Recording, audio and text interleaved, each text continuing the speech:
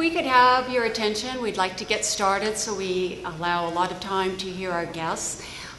Thank you so much to everyone for taking the time to join us today. We're real excited about this program. A special thank you to all of our speakers who are taking time out of your busy schedules to share your personal experience or the experience with your agency. We really appreciate that. I wanted to let everyone know that this event was a bit different for us to plan. We really wanted to explore the topic of hunger, but we wanted also to not just talk about it, but to let you really experience it, if even for just a short period of time. So that's what today is all about. But we also wanted to let you know that we didn't want to trick anybody. So if you are headed to class or a meeting right after this, we will actually have food on the outside, some extra food. So just know that that's available if that would help you, okay? Tells you a little bit about the day.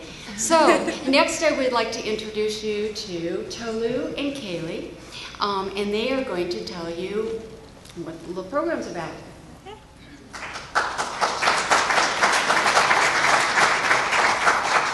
How's everyone doing today?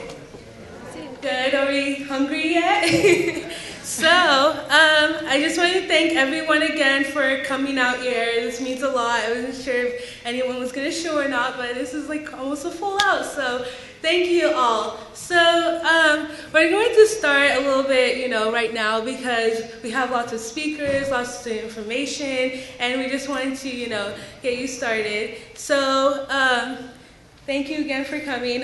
First, we're going to start with the higher income. So if you can look at your character sheets that you got when you first came in. And if your card says high income, it'll be time for you to get your food. So we have people ready to serve you.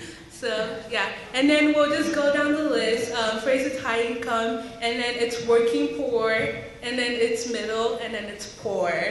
So I'm sorry, you all poor people. So you might have to wait a little bit, but it's okay. Yeah. And then also, while you're getting your food, we'll explain to you a little bit more about, what each class represents. And also, if you got 2 sheets when you came in, you got a little quiz, so if you guys want to fill that out. And you also got a questionnaire. So if you please it's a blue and green sheet. So if you can please fill both of them out, I would really appreciate it. So I guess we can get started. Thank you. Okay, so I'm going to explain the higher income really quickly. So as the high income, you can see they'll be getting, fruits, they'll be getting, sandwiches, salads, and everything. Everything that we can get on a day-to-day basis. And in your mind, you wouldn't think that's really high income, but when you look globally, it is high income because not everyone can, afford fruits and, sandwiches and meat. Even meat is like I know that sounds like absurd in America, but meat is actually very, priced, it's very high valued. So you can, high income can show their food, so you guys can see. And then now we're going to go into the working poor. And in America, you see a lot of working poor, a lot of class right now. People who've lost their jobs can't really afford the nice food and everything, so you'll see it's very cheap. So you guys are ready to go get your food. So the working poor is very college class. Us in ASG, we sell Top Ramen, and we go through boxes a day because they're only 50 cents. And I know a lot of you college students can attest that it's sometimes your meal. So you notice that it's, macaroni with hot dogs, not just all the cheap stuff that seems cheap, but isn't as good for your health. So you guys can understand that part. So the next category is the middle class, and if you guys want to go ahead and start getting your food, go for it.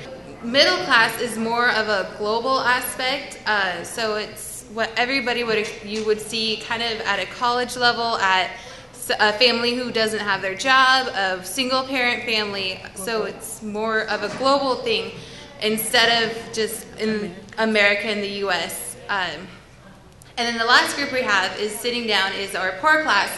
And they are the ones who don't have enough money to pay for food. So they go for the smaller portions, the little, whatever they can get to feed themselves. It might not be fulfilling, but it's enough that they at least get something to eat. As you can tell, from the high class to the low class, the proportion size of how many people are in there gets smaller as you go down, and the type of food that is given is different based on the income. So if you can, just take a look and see what the class above you and below you is eating, and see where you feel it or fit in with all that and how it makes you feel as an individual seeing this.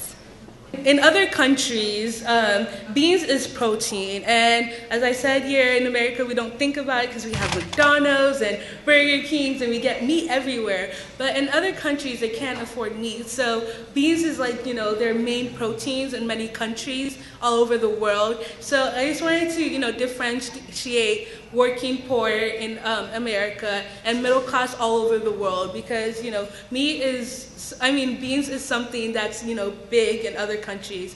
And sorry for you're still waiting, but if you guys want to get your food, you can start getting your food now in the poor class. And in the poor, you know, it's just rice. Like it's easy to produce. You know, you can produce many of it, and it lasts us for a while. So you can get your food now. So as you can see, it gets bigger because global hunger is huge and all over the world, and even locally, and we don't even know it. So that's why it gets bigger. The classes get bigger and bigger as we go. If you guys can take time, we have some statistics on the wall. You can see a little bit from global to our local, even in America, in Oregon, and Clackamas County. So you guys can look at the maps and everything. And we'll be starting a little bit. So how is everyone feeling? Understanding what the aspect of this, understanding everything? Good, I'm glad. Well, I'm going to introduce you to our first speaker. She's a sociology teacher here at Clackamas. I've taken her class a few times. She's taught me a lot about social problems and everything. So while we wanted to, as our invitation said, talk to you about global and local. So let's start from the big picture, I guess, and we'll start from global. She's going to explain to you, things that we don't see on a day-to-day basis. So if I can introduce our first speaker, Carrie. So what I'm going to start you guys off with today is talking a little bit about global hunger and giving you a little bit of an overview. I have notes up here with some statistics. I know you guys saw a main statistic coming in the door that I'll refer to, but just talking a little bit about the sociological aspect of world hunger.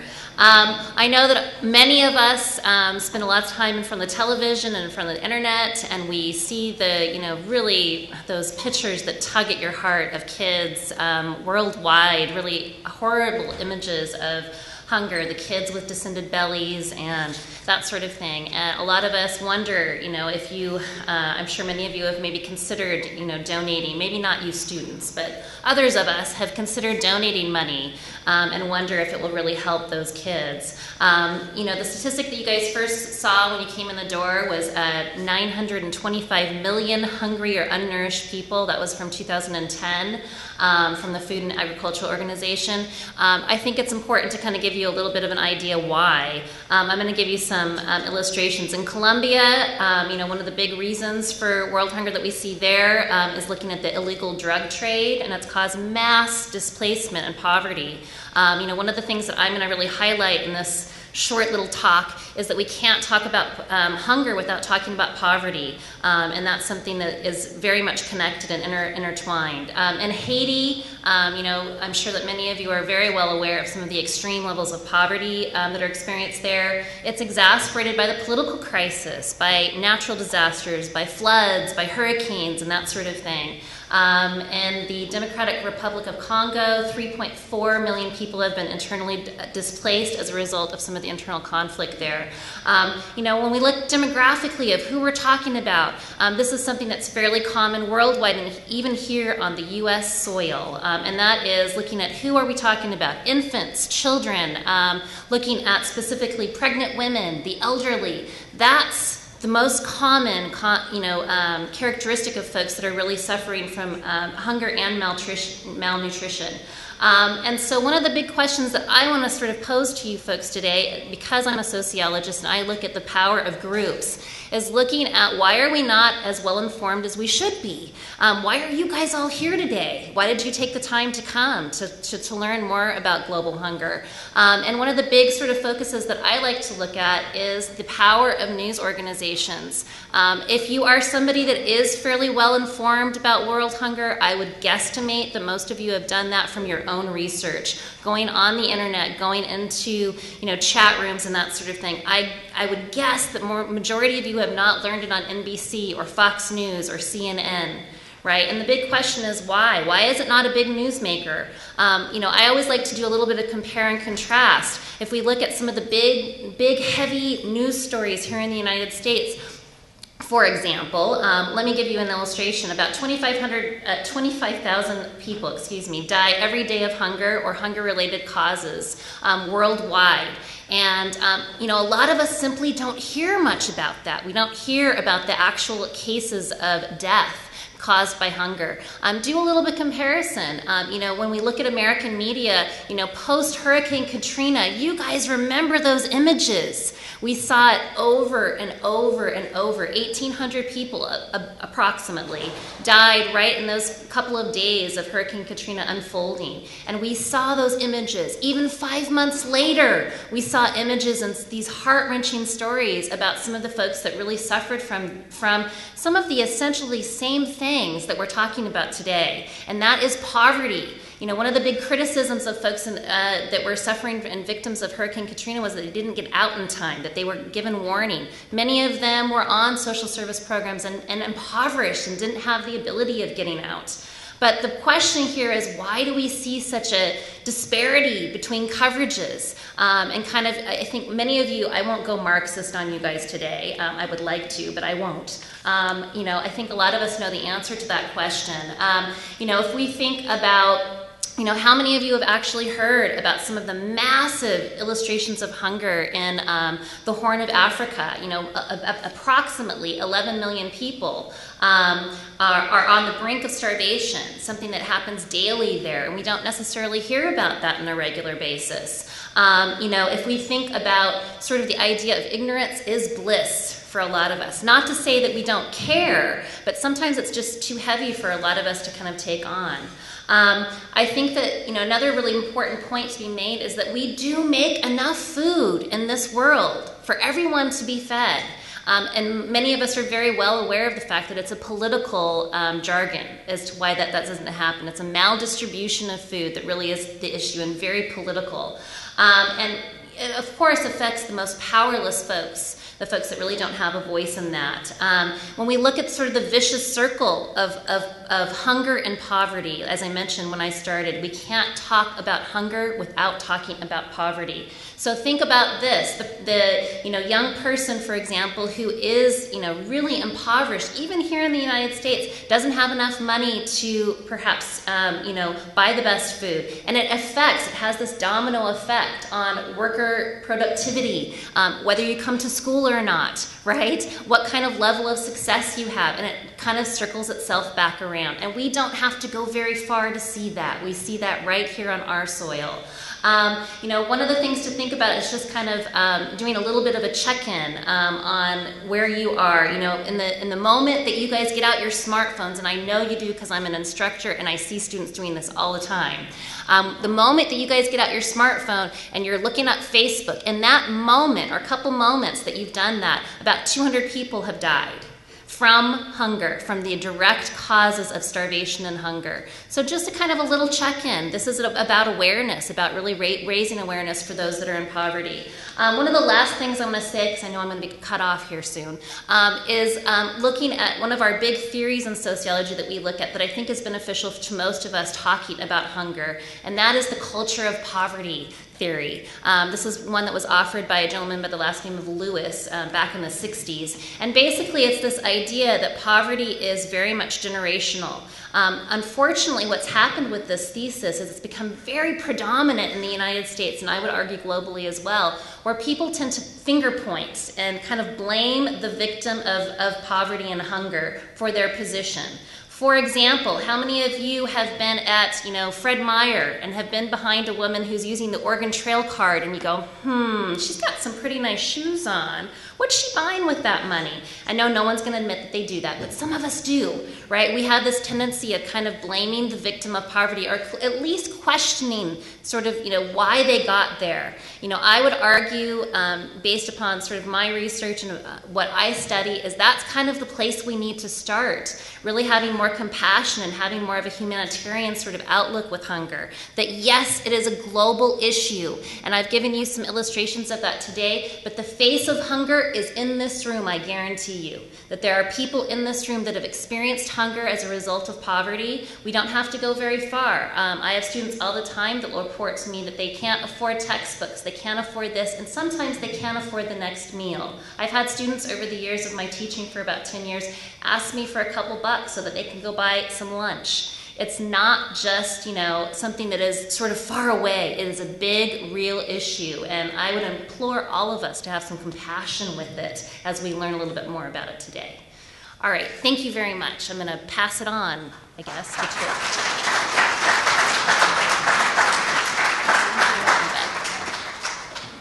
All right, I just want to do a quick reminder that if you guys have to leave early for class or anything, just to make sure you guys do it quietly so we don't disrupt the speakers.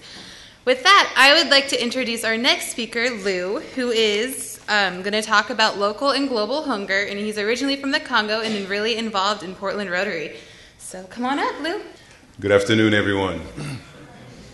I am starving. As of 6:00 p.m. last night, I decided, in honor of today's event, not to eat or drink anything. So I am speaking to you with a very empty stomach, and I can't wait to finish this conversation so I can eat. And this is simply to remind every one of us that this is a real issue. We have the luxury in this country to come to an event like this, and even though the ASG group did an amazing job to give us a real experience of what it's like, some of us get to go back to a life that's a little bit okay, a little bit above what billions of people across the nation, across the world have to deal with. And you all heard it from Carrie's talk, so I'm not going to go over those too much, but I'm going to personalize it. I grew up in the Democratic Republic of Congo, Central Africa, and there's nothing like walking 45 minutes to school on an empty stomach, sit there and pretend to understand what the teacher is telling you when your stomach is growling, and then walk back another 45 minutes with your fingers crossed that mom had a little bit of money or dad had a little bit of money and you would actually find a meal when you get home. That's a huge reality and a huge challenge that we face directly. My brother and I, my friends, we would walk around the neighborhood because back home this is how we dealt with trash, particularly those who were a little bit better off. They would dig a hole, and this is where they would dump everything. That would be our garbage. And then when that hole is filled up, they will cover it up and dig another one, and they just rotate. There were a couple foreigners in our neighborhood that had big houses, and we knew that their trash had stuff that could still be used.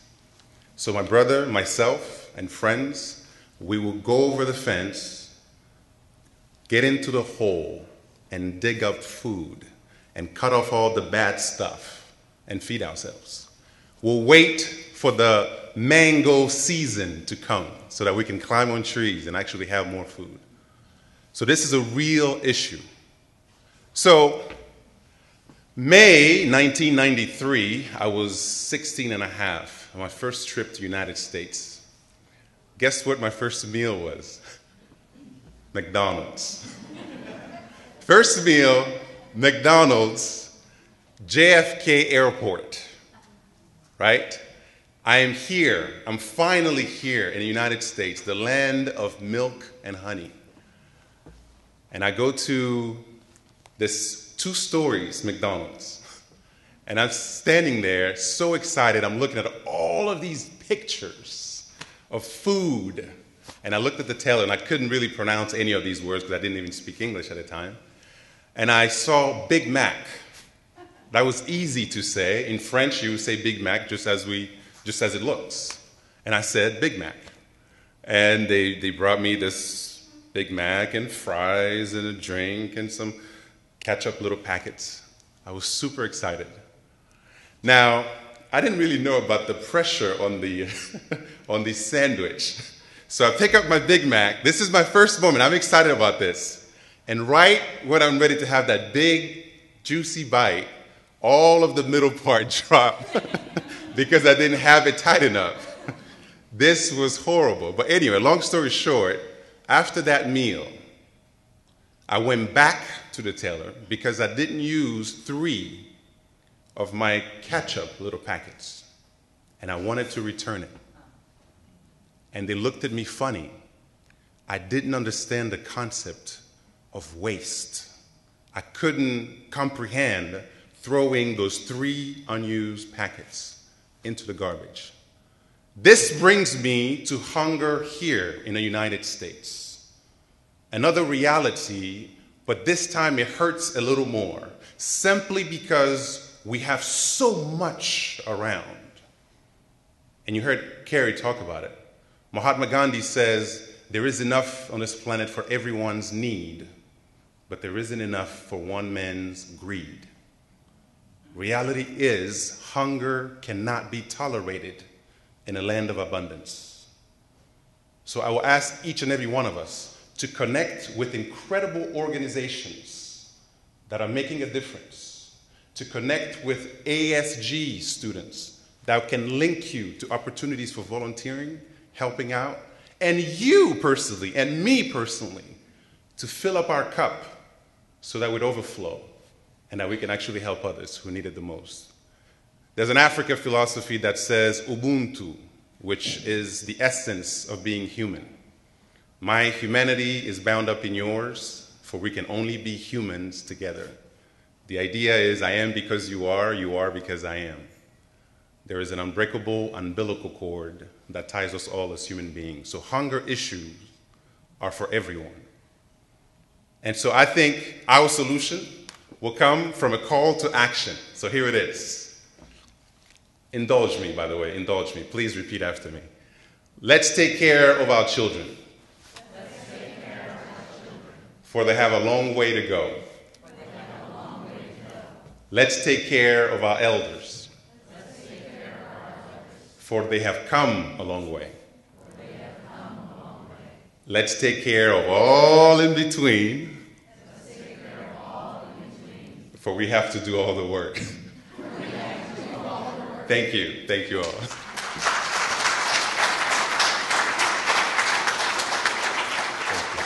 Thank you so much, Lou. That was awesome. So let's come a little bit to local, as we said.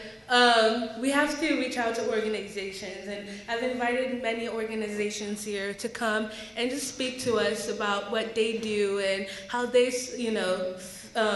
help the hunger problem locally. So first of all, I'm going to invite Alice Aiden. She's from Hope, Helping Other People Eat. They reach out to a lot of people here in Oregon City, so let's welcome her. Thank you. Well, I'm delighted to be here today.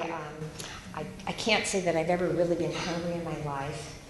I'm so hungry, I can't wait for lunch. But, never have I been what we call now food insecure, because even though I grew up in a small town in Oregon without a lot of money, there was always food. And that's not true today for the people in your local community. HOPE stands for Helping Other People Eat. Started 25 some years ago in Oregon City by some churches on the main streets in Oregon City when they had a short amount of funds to help people and wanted to be the best stewards of their money. So they united together and formed the HOPE organization, and they have a food pantry open Monday through Friday. It's at a different church each day of the week, but 5 days a week food is available for people. The service area consists of Oregon City and Westland and all of Milwaukee and Gladstone.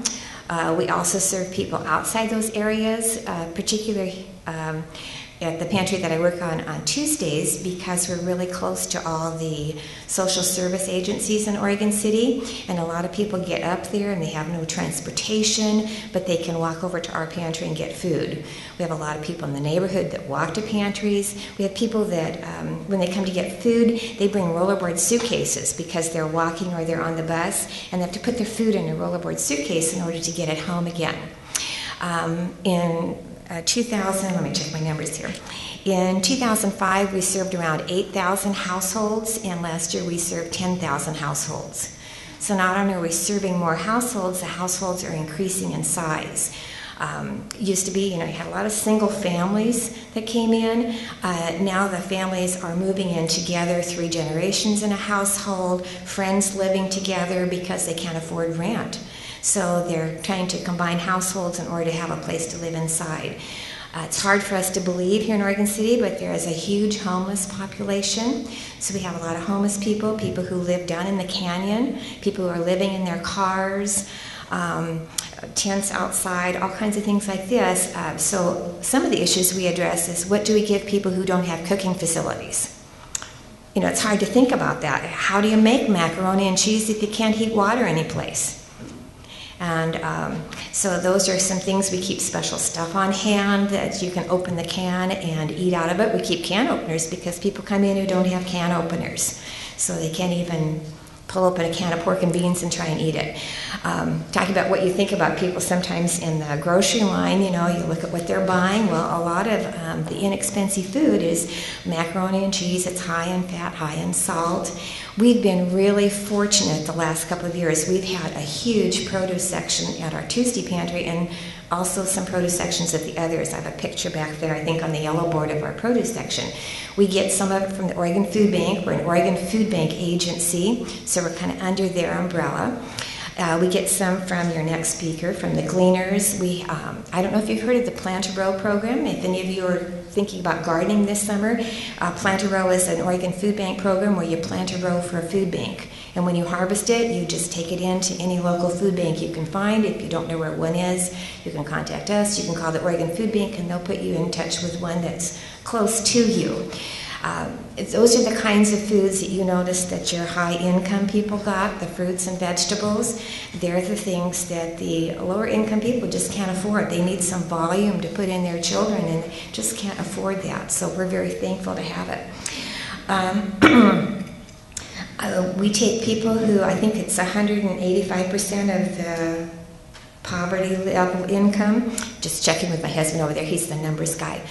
And so when people check in for HOPE, they just have to tell us they don't tell us what their income is. We say, do you meet the income guidelines? And then they can register and get food. They can only have an emergency once a month, which, people live in a state of emergency. But the HOPE guidelines, because we do have limited resources, are they can go to one HOPE pantry a month.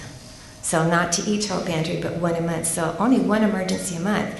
If someone comes in who is out of food, we often have lots of bread and pastries and a goodly amount of the produce, so we have them get those. And then we check, say, well, do you have enough food to last you till next month? Like today or this month was the 5th Tuesday of the month, so that was a long month for people. So we had some people who got their June food this week, some people who got just the bread and the pastries and the produce. We see people who've come to the food bank for all kinds of reasons. We have a fellow who lives down the canyon who just recently managed to get somebody to donate a camper off a pickup, and he's now living inside. When he first started coming to the pantry, he just wouldn't talk to us at all. He was very shy and had some kind of a disaster in his life that made him kind of give up on life, and he ended up living in the canyon. Well, now his personality is changing. He's talking to people when he comes in, and has a place to live and a place to shower. It's really hard for people who are homeless to get a job, because if you interview somebody who hasn't had the access to a shower for a week, you're not going to hire them. So those are other services that we hope people can get going sometime, is to have something to get their laundry done and clean themselves up and make themselves presentable so they're more employable. How can you help local food pantries or local people who are having trouble with getting enough food? Is you can donate time, you can donate money, you can donate food, and any local one of our 5 pantries would be willing to assist you in however you want to help. If, on the other hand, you're needing food, you just show up at one of those pantries. One of them's open in the evening. Monday night is an evening pantry. The others are open from 1 to 4, Tuesday through Friday. So, thank you for listening, and hope you make a difference today. So, I don't know if you guys have heard of Gleaners for Clackamas. I recently just learned a little bit about them.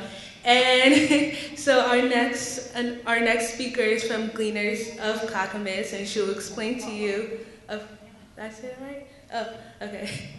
So she'll explain to you a little bit about what they do. So let's give it up for Donna.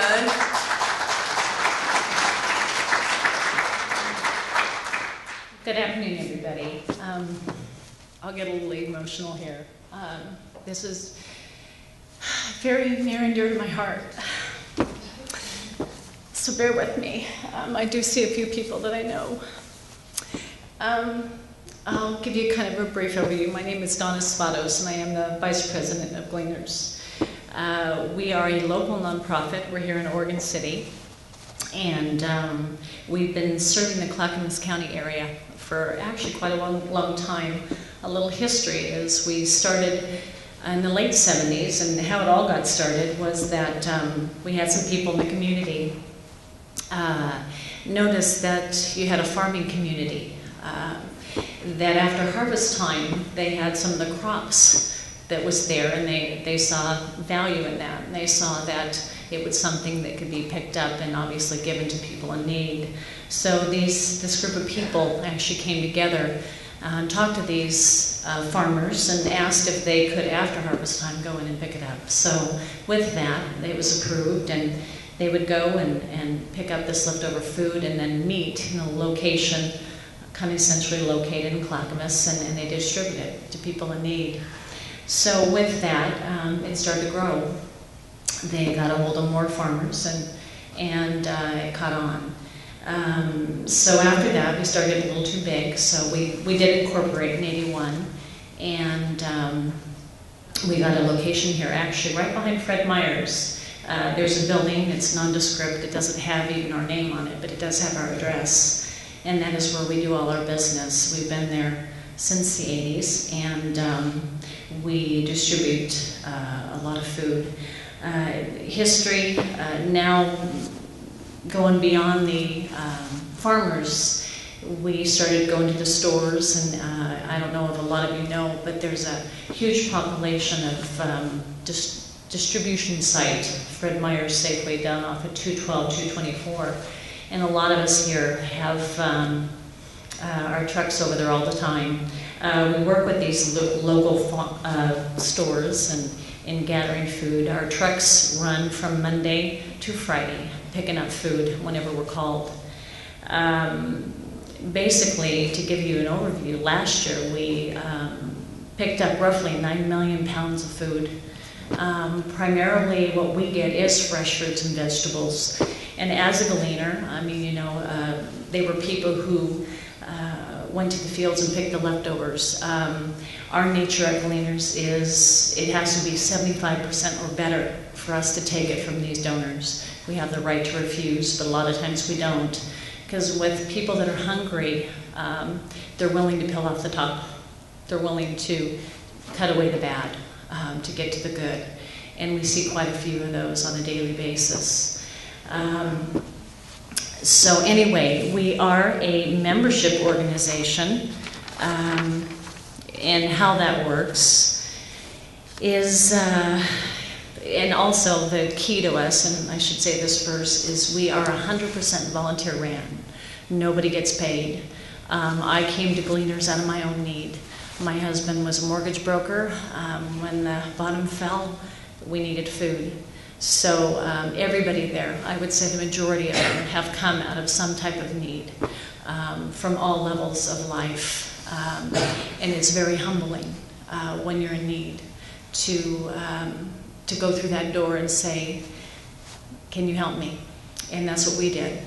And that's why I have such a passion for this organization, to now be in the office and to see everybody. You know, I know we can't do it all for everybody, but to see them fed. So anyway, we are a membership organization. It is $20 a month to join. And we are different because I know Hope works with the food bank. We are our own entity. We do not work with the food bank. Lost my train of thought. How we differ from other organizations is we do obviously help low income. You have to meet the guidelines, but we have a program where you adopt somebody, and that adopted person is somebody that's either disabled or elderly. For instance, Loretta here that's with me, she was a former president, but she is my adoptee. The food that I get, and I get food 1 to 3 times a week, the food I get, I share a portion with her. I have 4 adoptees, and I can say 3 of them live off of the food I give them, and they're all elderly. So it doesn't just benefit my family, it benefits somebody else. So that's key to us. That's how we stand out from the rest. Anyway, and also another good thing is we share. We share with churches. We share with other nonprofits. If we have an excess of something, right now we're in tomato season. We just got 2 truckloads of tomatoes. Now, I'd love to say that everybody loves tomatoes, but it was a little bit much. So we call these people and say, listen, can you use it? We have somebody from Pelican Harbor that comes down here, sends a truck just to get food from us because they're so in need. So we do. We don't just reach out locally. It actually does. We only service people in Clackamas, but we do touch on their nonprofits. So, and we did give them about 2 million pounds of food last year. So, anyway, there's probably a lot more to it, being that we're 100% ran by our members. People have to volunteer. That is how we're ran. Our warehouse is ran like clockwork. We have people from various teams, and I won't get into specifics, but run our warehouse. They come in, and for their services for that day, if somebody's in need and they are on a team, they will get what you call a limited food box. It's food that they can take home that night to feed their family. So there is a lot more I can share, but it'll take too long. So I wanted to ask Loretta if she has anything to share. Also, I have little flyers back there if anybody is interested and wants to know more. If you know people that want to donate, we take donations. As well as if you know anybody in need, please send them over to us because we can help out. So, thank you.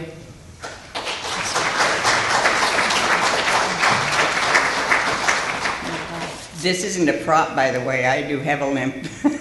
I'm probably one of those seniors that Lute spoke about earlier that has been a long ways. I have 3 little short stories for you. First of all, when I was 11, I lived in northern Idaho, and it flooded there, and we lived in a flood zone.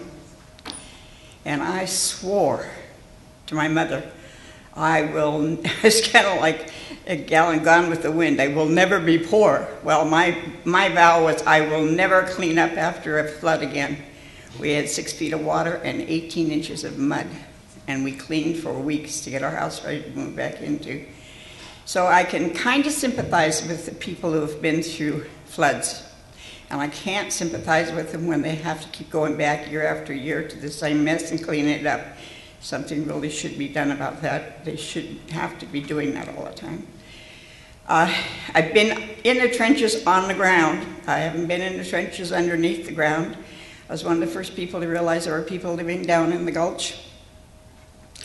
A friend of mine and I were getting ready to open what we call Harvest Share. It's run by Food Bank, and we give fruit and vegetables once a month on the last Wednesday of the month, and it's totally free. We don't even ask for ID.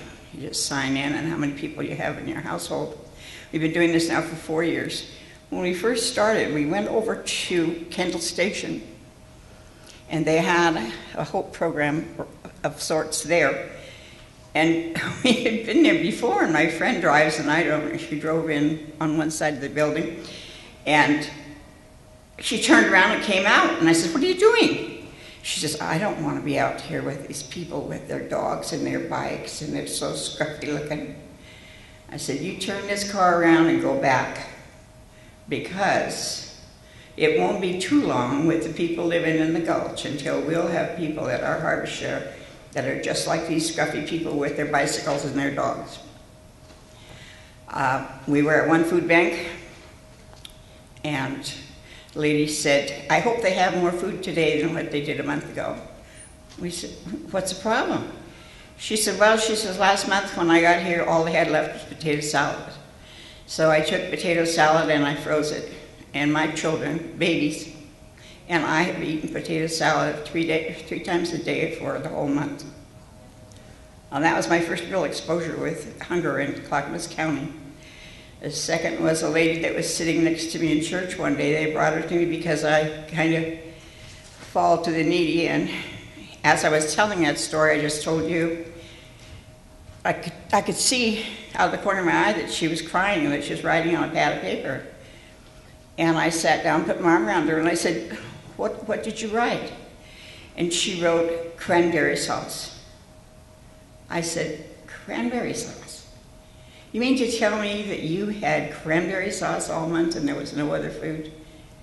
She says, "Yeah, that's all they had at the food bank." So there's world hunger, there's U.S. hunger, there's Oregon state hunger, and there's definitely Clackamas County hunger. And working with both of those organizations, I don't know how you can't be there. Thank you. Thank you so much. I hope you all are learning a little bit.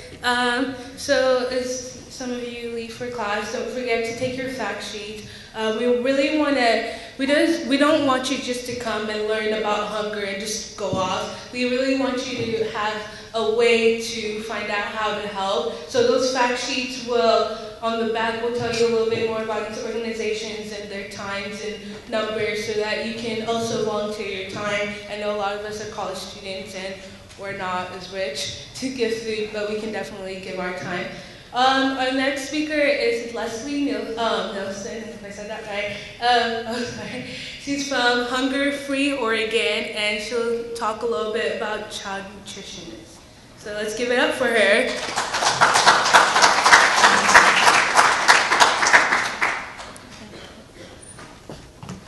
Hi, I'm Leslie Nelson from Partners for Hunger Free Oregon. That's okay. We are a statewide nonprofit that we don't do any direct food distribution ourselves. What we do is promote what are called federal child nutrition programs. And so basically we operate on the understanding that children are a population in the United States that are what we consider held harmless, which basically means the legislature, the federal government might decide to cut food stamps. They might decide to cut WIC. They might decide to cut Social Security and Medicare and Medicaid. But children's programs, specifically these, are always, we hope, going to be exempted from federal cuts because we understand that children experiencing hunger, those sorts of impacts on children are just far more damaging than they are for adults. And we don't want any children in America to go hungry. So there are 4 federal child nutrition programs. I'm sure you're all somewhat familiar with them. The National School Lunch Program is the program that provides meals to kids in school at lunchtime. There's also the school breakfast program, which we're doing a really good job of promoting here in Oregon. And then there's also 2 programs that you might not know as much about. One is called the summer food program, where kids can receive a free lunch or a free breakfast in the parks and at school sites during the summertime. And then what's called the after-school meal and snack program, which is for any kids that participate in after-school activities. If it's a tutoring club or a drama club, you can get a federal reimbursement to provide meals and snacks for those kids after school during their after-school programming. So basically what we try to do is create this safety service net where all of these children that might not have access to adequate nutrition at home can get a breakfast, a lunch, and a supper during the school year and during the summertime, which is so incredibly important because for the kids that receive what's called the free and reduced price lunch program, which means their families qualify, meaning they earn either 130% of poverty or less, they can receive free lunches. During the summertime, what are those kids supposed to do? A lot of them stay at home, parents are working, they live in apartment complexes, they don't have access to those free lunches during the summertime, and that can be really, really frustrating and really tough for them to have any energy to play and learn if they don't have access to food. So we work throughout the state to promote those programs and make sure that any organization, school district, or nonprofit that wants to help serve those meals can do that. So I'll give you a couple of stats real quickly about Clackamas County. Clackamas County has a lot of work that needs to be done in terms of offering after-school meals and snacks and the summer food program. The trick is that these programs are typically run through school districts, and right now school districts are facing some major budget cutbacks. They're having trouble keeping teachers on staff, so a lot of times school districts right now are being forced to make the decision between keeping teachers and feeding kids. And that's a really hard decision that we don't want anyone to have to make. But as a result, there are 240,000 kids across the state of Oregon that are currently facing hunger or food insecurity, which is pretty staggering. That's 250,000 just in the state of Oregon alone. And 16,000 of those kids live in Clackamas County. So I just want to give you a little perspective in that yours is a very large, very rural county for the most part. So the fact that you have 16,000 facing daily food insecurity relative to the side of, say, Multnomah or Washington County is pretty significant.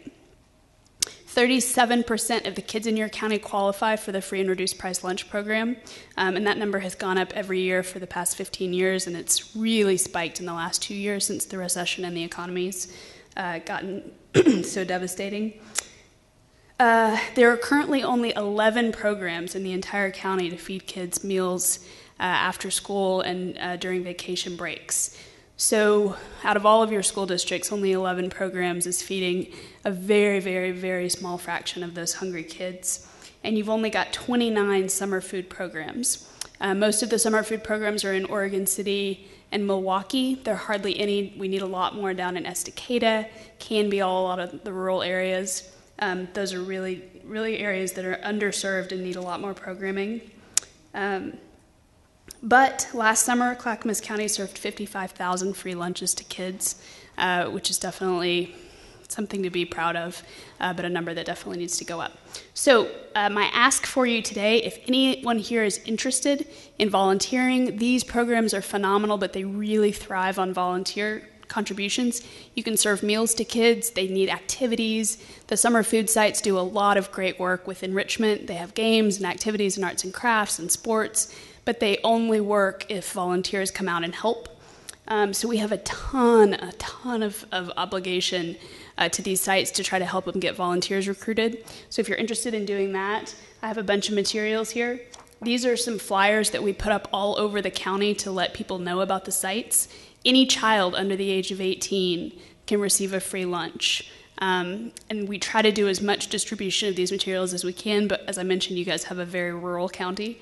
So if you want to do any work helping us get the word out, helping us do outreach, coming up with ideas, if you know of an area where there are hungry kids, where there's not any opportunities for free meals, get in touch with me, because this is what I do, is I promote these programs and I help launch new ones. So I would love to get in touch and learn more about what you guys think you want to do if you'd be interested in helping out. It's going to be a really rough summer for a lot of kids, and we really want to make sure that they all have access to adequate nutrition. That's it. Thank you. All right, so with that, we'd like to extend a huge thank you for all of you guys for coming to the event and participating in it. So like she said, all of the organizations and speakers that were here will be in the back of the room, so you guys can come up to them individually, ask them questions about their organization, about ways you can get involved. As you leave, some of the ASG members are going to pass out little fact sheets that have local and global hunger statistics. And then on the back they have contact information of some of these organizations and other local organizations where you can get involved, whether with your time or to donate food to help try to fix this hunger issue. And then also on campus, in case you guys don't know, we do have our clothes, hygiene, and food closet called the Cougar Cave. So if you ever need to donate something, we accept donations, or you want to try to help, or just tell students if they say they're hungry. Let them know we have that here for them to help. If you're still hungry after the meals for the lower classes, there is food right out here when you're entered. So thank you so much. Yeah, so let's give a round of applause for all our speakers and everything. I'm really excited that this was a success, and I just want to thank you all for coming so much. Just a few things. Don't forget to do the survey, the questionnaire that we gave to all you. It's really important to us. You'll be able to speak to some of our speakers here. And also, if you brought food donations, we had a raffle. We'll be calling you if you want. And basically, the prize is that you will donate a $50. There'll be 2 winners, and we'll donate 2 $50 gifts to the person who won the raffle. Not to the person, but in their name. Sorry, to their organization of their choice. So, yeah. So be expecting a call if you brought some food donations, and thank you. And thank you again for all coming. There's free food outside, and I hope you guys learned something today. Oh, and there's also food on the side, too. We still have plenty, so thanks for coming.